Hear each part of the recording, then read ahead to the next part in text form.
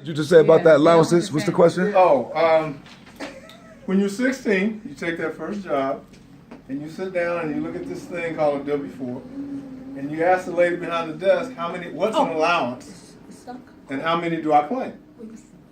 And she'll say, just put 0 or 1 so you don't owe taxes at the end of the year. Now that's not bad advice for a 16-year-old, okay? Because you don't have a house, you don't have any kids, you're not married. So 0 or 1, well, 0 is not good at all, but 1, yeah, that's probably about right. 80% of the people fill this out incorrectly. 80%, and that's not my number, that's the IRS's number. So if 80% of people are doing something wrong, if I look out that window and 10 people walk by, 8 of them I can probably take a shot at getting them into my econ. Okay, so that's the advantage of being in my econ business. Now, if you look at your page 1, another question. I don't ask this one, I'll ask you guys this. How many worksheets are on a W-4? 1. Anyone else? There's 3. Wow. Turn it over. That's my boy. Wow. There's 3 worksheets. Okay? Now, depending on your situation in life, you may only need 1 of those. Or you may need 2, you may need all 3. But the first step is to know you're there. I mean, Sun Tzu once said, know your enemy and know yourself, and in 100 battles you'll be victorious.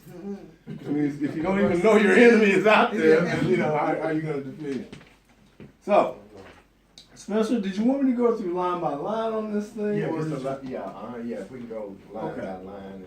So let's go line by line. Now, everyone's different, okay? So what I like to do is come up with a test case, all right? And the test case I use, because it's boring getting 1 or 2 allowances, I use a single mother with 2 kids, okay? Her name is Mary. She makes $50,000 a year, and she's had a household. Okay, if we look at these questions based on those parameters, that'll give us some commonality. Okay? So everyone remember the parameters? Mary, school teacher, I left her out. She's a school teacher. Makes single mother, makes $50,000 a year, has 1 job, okay, and she's head of household. Okay. Let me have page 1 up there, Smith. Yeah, I'm waiting on. Oh, okay. Well, you all have your sheets, right? Yeah. Okay. You All right. got one, Playboy? Yeah, I got one. Okay. So A through H. We're just going to do A through H. Now, A is pretty simple. People say, well, how do I fill out the W-4? Wow, this is amazing. Actually. You read the questions and you answer them honestly. If you don't even read the questions, then you don't really know what's in there. But I think that's pretty simple, isn't it? Enter 1 for yourself if no one else can claim you as a defendant. So in question 1, you've already got the 1 the lady behind the desk told you to put down when you were 16. And your life's changed a little bit since you were 16. All right, B. Now B has 3 options. Once you find the one that suits you, you can forget the other 2. Don't confuse yourself by going back and forth between the 3. Just say, does this apply to me? All right. The first bullet is you're single and have only 1 job. Now remember my parameters. Okay? Remember Mary? So if you're married, does that one apply to you? You trying to get on the Wi-Fi? Nope. Okay? It doesn't apply? Why not? Oh, no, she's single. We're talking about Mary. Oh, wait. Not talking about you. I'm sorry, Dip. Huh? C, or you still on B? I'm still on B. Okay. I'm still trying to get consensus that the first bullet is as far as we need to go if your name is Mary. All right? So don't even worry about the next 2. Okay? If you're somebody else, you might need to look at the next 2, but we're all married. Okay, C. Enter 1 for your spouse, but you may choose to enter 0 if you're married. Either have a working spouse or blah, blah, blah, blah, blah. Okay. Does C apply? No. Okay, why doesn't it apply? Because she's single. She's She's single. single. All right, so if she's single, then this does not apply to you. So I'll just, you can leave it blank, or I just put a dash there so I know that I've read the question. All right, so after 3 questions, how many allowances do we have? 2 so far. Okay, so we've already done what the lady behind the desk suggested, right? We've already done more than she suggested, which is 0 or 1. And we're only 3 questions in, and we haven't even got to the back of the page yet. Okay, D. Enter the number of dependents other than your spouse or yourself you will claim on your tax return. What's that number? 2. Okay, everyone agree with that? All right, my God, we're up to 4 already, aren't we? Yeah. Okay, we're not done. All right, E. Enter 1 if you're head of household. Okay, is Mary head of household? Sure is. Oh my God, we're up to 5. Now, what is it that makes Mary head of household? If you want to cheat, you can read the description up top. She's the highest, she's the income earner. More than that, She's unmarried with children, dependent. she's not married, but more than not married with children. And she pays more than 50% of that. She pays more than 50% of a dependent. That can be a child or it can be a parent. Oh, okay. Okay? So nobody likes to read this stuff, but when money's concerned, I'll read it. Better start reading it. Right. All right, so she's head of household. All right, we're at F. F. Enter 1 if you have at least $2,000 of child dependent care expenses which you claim of credit. Now this is basically saying if you got your kids in child care, after school child care or whatever, are you spending $2,000 a year or more? Well, I'll put it to you this way. I work in an office with 5 single parents. I asked them one day to give me what they spent per year on child care. The average was $9,000 a year. Okay? So, you can pick up, how many on this? You can pick up another one. Okay, so Mary's doing what so far? How many 6. has Mary got? My God. 6. So far. Okay, Mary's got 6. You know how much money she's been leaving on the table? If she'd have put 3? Now, the next one's where it really gets good. Child tax credit. Now, this is one you got to read. You do have to read this one because it'll confuse you. All right. Forget the first sentence. If your total income will be less than $70,000, okay, is her total income less than $70,000? Yes. Yep. She's not married, so you don't have to worry about the next part, right? Okay. Enter 1 for each eligible child. Okay? Wait a minute. No. No, enter 2. I'm sorry. 2. I'm nearsighted. Enter 2 for each eligible child. That's gonna be 4. But, now, that's 4, right? Right. But this is where you got to keep reading. Enter 2 to Then less less 1 if you have 2 to 4 eligible children. Right. All right. So what's the real number? 3. Real number is 3. So how many allowances we up to? 9. 9. Now, if you live in New York, understand that if you claim 10 or more allowances, your employer is going to let the IRS know about you. So there are some things that I'm sure Spencer will tell you about later that you can avoid going over that. I think I qualified for like 16 or so, but I never put more than 9 on that. Wow. All right? Okay. We are now at what? 9. H? Oh, yeah, H. H. Okay. Total them up, which you did already. Okay? And our total is what? 9. And that's only page 1. All right? Now, I don't usually go too much into page 2 when I'm doing an introductory because people's heads are usually spinning by then. But say I was a 24-year-old college graduate working my first job as an engineer at wherever. Okay? if I don't have a house, if I don't have any kids, I'm gonna be lucky to walk away with 2 allowances off this front page. But if I have a business, I'm gonna pick up some allowances on page 2. Okay? But I don't wanna get ahead of myself. Let's go to page 2, the second worksheet, deductions and adjustments worksheet. Now this is a long sentence, and I'm not gonna sit here and read it, so I'll let you read the sentence and then I'll summarize it. So go ahead and take a quick look at that.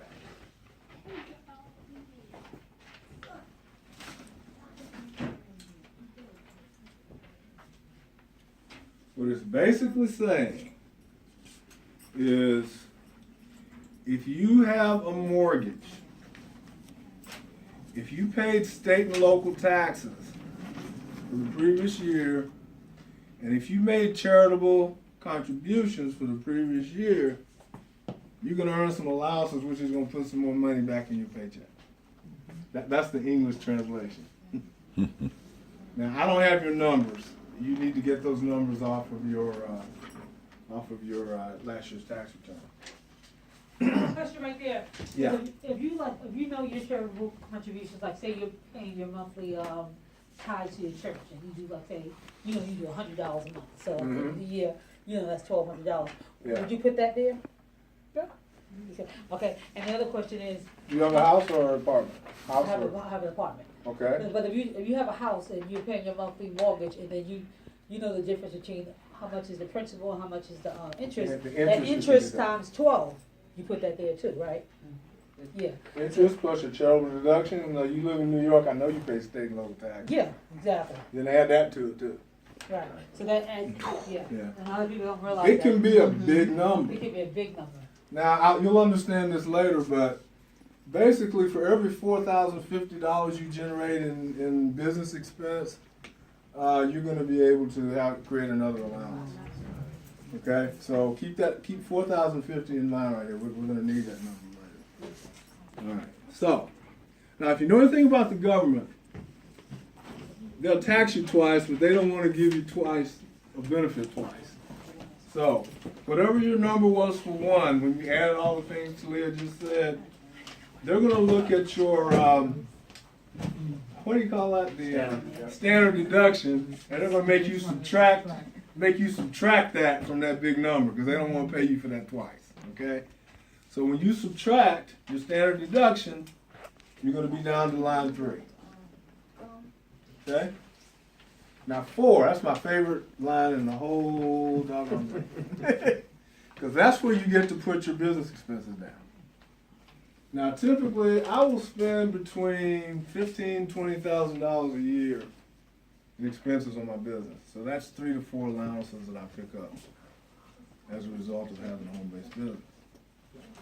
So typically for demonstration purposes, even new people, I'll tell you, use $4,050. Because if you can't generate $4,000 in business expenses, you're not using your cash flow manager and you're not trying. You can probably do 2 or 3 times that if you really try. And how long can we claim that? Say if we don't make 4,500, how many years do we have for that?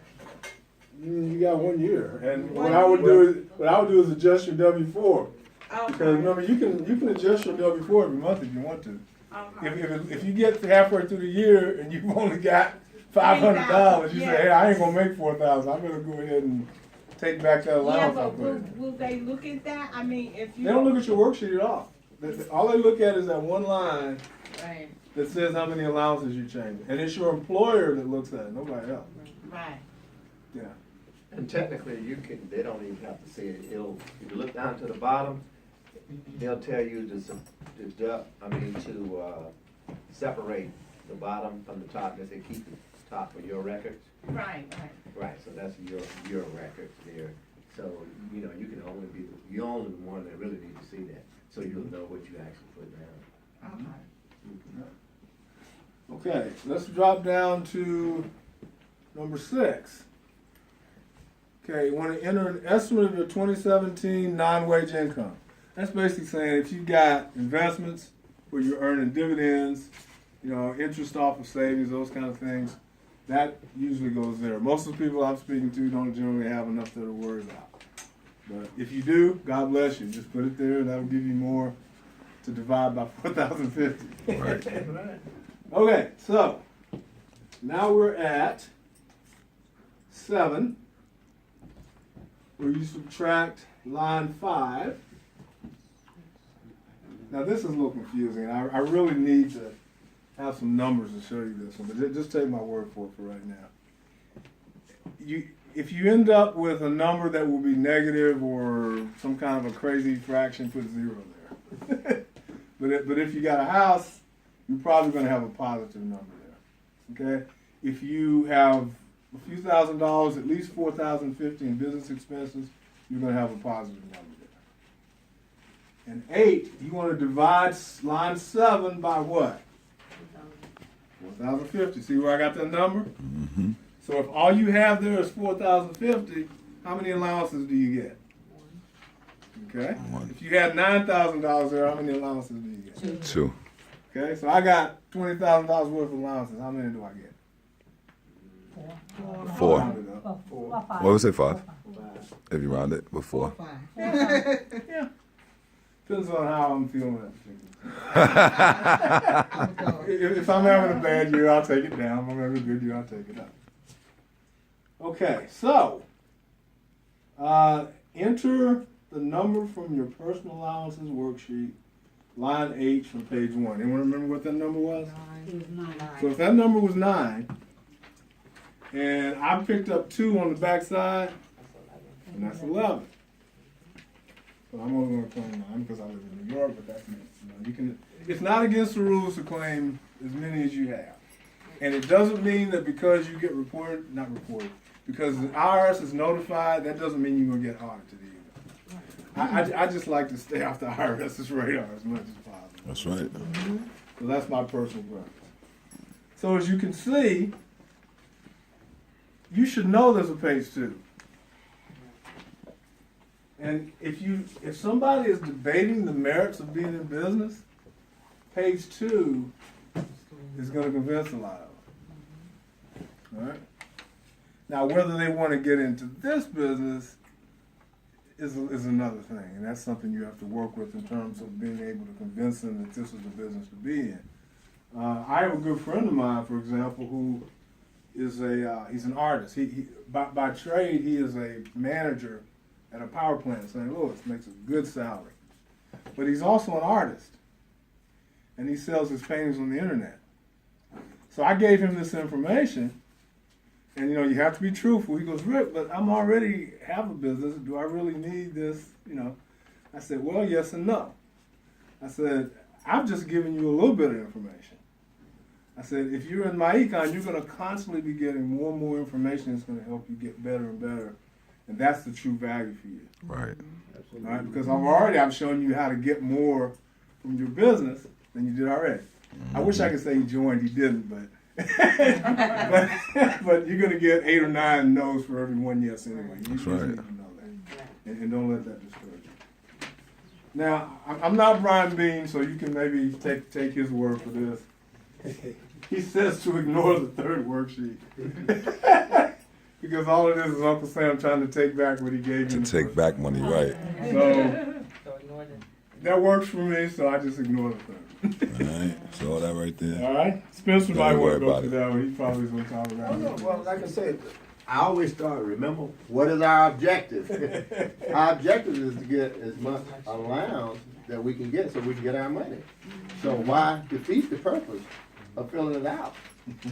I want my money. So it's pretty simple. I stop at the top, and that's it. So I'm not trying to give the IRS back my money, but what the IRS gives you, they're gonna say if you're not smart enough. Remember, we're gonna say we're gonna be smart, and we're gonna know what our objectives are. That's right. And we're gonna follow our objectives. If our objectives are pure and honorable, and so that's what it is. And so we got honorable objectives, And so we're gonna do what's best for our family. That's right. You know, it's pretty simple. That's Because right. can you imagine, I like that part on our presentation where if you overpay your taxes $600 for 15 years, they've made probably over $150,000 on your money, the government, and you didn't get any of that A back. cent, They got a nothing. chance to keep that. I mean, who wants to do that? Right. You know, for 30 years, they've made over $895,000, Ridiculous. and that's your fortune, and you gave it away. I mean, you know, when we really do my econ sometimes, I kind of wonder about some of the people who like to say, "Oh, I'm cool, I'm good. You know, I don't need that." So you're comfortable with giving away $1 million? That's all I say. I said, so you're comfortable with giving away $1 million? Crazy. They said, well, wait a minute, what are you talking about? Mm-hmm. Well, that's why we need to sit down and have lunch. That's why we need to talk. So you always turn whatever they're thinking into a positive. Because all you need is about 15, 20 minutes with it. Show them that form. And they're like, oh. We got the financial calculator in there to prove it. That's right. They can go online and use their favorite financial calculator. Say multiply 600, you know, at 8% interest, 15 years, and see what it yields. So you want to give away your baby's or grandbaby's future? Right. No. Okay. Well, what are we going to do about it? I mean, there's just, and we'll go over that at the end, it's just some systematic ways that if you take the information and the facts that we give you and turn it into a question. Because remember, people are going to be always asking you questions. So they got you on the defense. When are you going to put them on the defense and ask them some questions? That's the game that we're playing. Who asks the most questions? Wins. Quality questions. Yeah, quality questions. Quality questions. Quality questions. Ask those quality questions. Is that all you got there? I got one more Okay. closing statement. Okay. We're always telling people that tax refunds are a bad thing. And you all know the spiel. They hold on to your money for a year, give it back to you without paying interest, and they tax it before they give it back to you. If you ask somebody, the same people that I normally speak with and who think that their largest expense is their house payment, I ask them, what's the worst that could possibly happen by using the extra allowances? They say, well, the worst that could happen is that I'm going to end up owing at the end of the year. That's okay. So suppose you overestimate a couple of allowances, and you end up owing $400 or $500 at the end of the year. As long as you can pay that $400 or $500 when you file your taxes, guess what you've done? You've done the same thing that Uncle Sam Been doing to you for years. You borrowed his money, interest free, and you're gonna give it back to him. I like that. All right, very good. Thank you. Thank you.